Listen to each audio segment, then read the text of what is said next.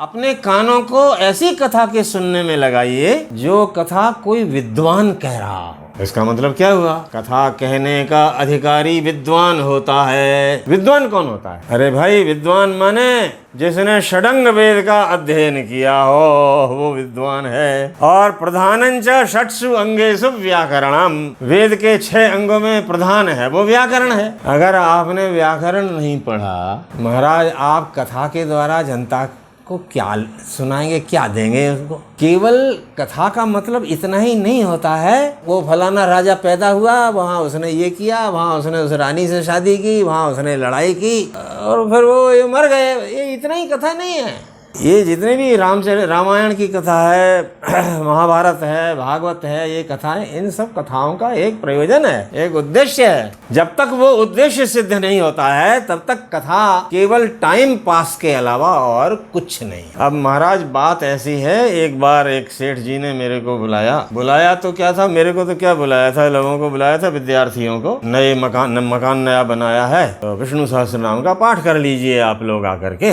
मैं कई विद्यार्थियों के साथ वहाँ पर गया। अब उन दिनों थोड़ा मेरा चेहरा काला ज़्यादा था, अब तो थोड़ा वो कालिमा ख़त्म हो गई है और दाढ़ी वाड़ी वैसे ही बड़ी हुई थी तो कोई देखने लायक था नहीं चेहरा।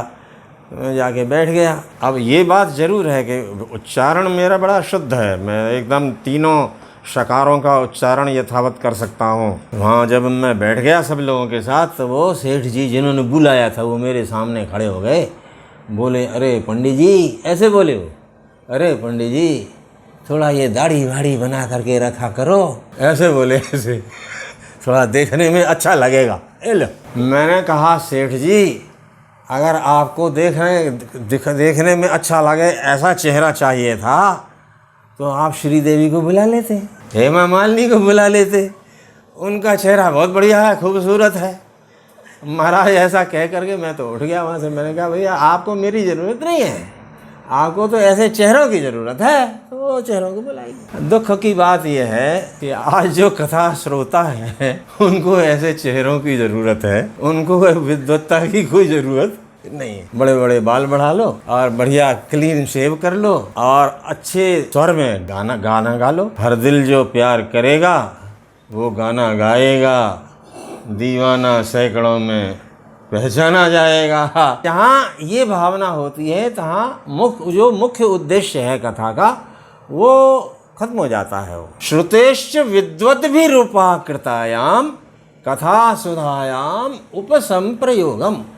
एक जगह ऐसे ही मुझे अवसर मिला एक कहीं गोष्ठी में बैठने का और मेरे बगल में एक भागवत कथावाचक बैठे थे और नवयुवक थे वो। तो पहले उन्होंने बोला तो कई बार उन्होंने एक सूत्र है हाँ, यतोभ्युदय निःश्रेयस सिद्धि सा धर्म। ये न्याय दर्शन का सूत्र है। जिससे अभ्युदय और निःश्रेयस की सिद्धि होती है उसका नाम धर्म है।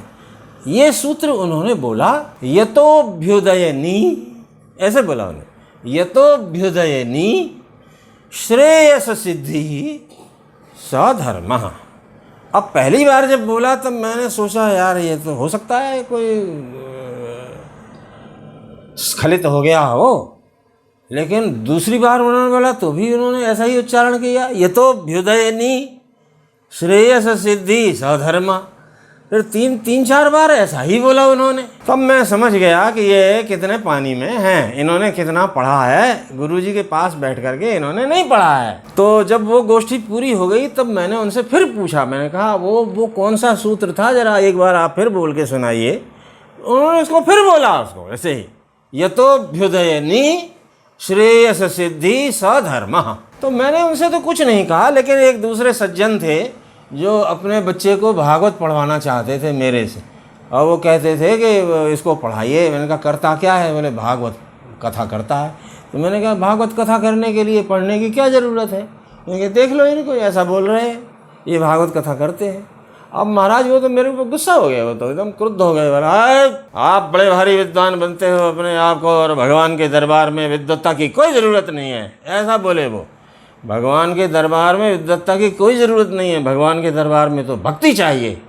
तो ये क्या लिखा है? ये श्रुतेश्च विद्वद्भिरूपाकृतायाम कथा सुधायाम उपसंग प्रयोग, ये मैंने तो नहीं लिखा, ये तो श्रीमद् भागवतकार ही लिखते हैं कि भाई विद्वानों से कथा करवाओ। अब बात ये है मेरे भाई, देखो संसार में जिसकी डिमांड होती है उसी की सप्लाई होती है, ये मूल बात है। मांग और पूर्ति ये अर्थशास्त्र का सिद्धांत है। जिस चीज की समाज मांग करेगा उसी चीज की पूर्ति होगी। आपका समाज अगर वैदुष्य की मांग नहीं करता है तो वैदुष्य की पूर्ति नहीं होगी। आपका समाज अगर गाने बजाने नाचने नौटंकियों की डिमांड करता है तो उसी की पूर्ति होगी ना।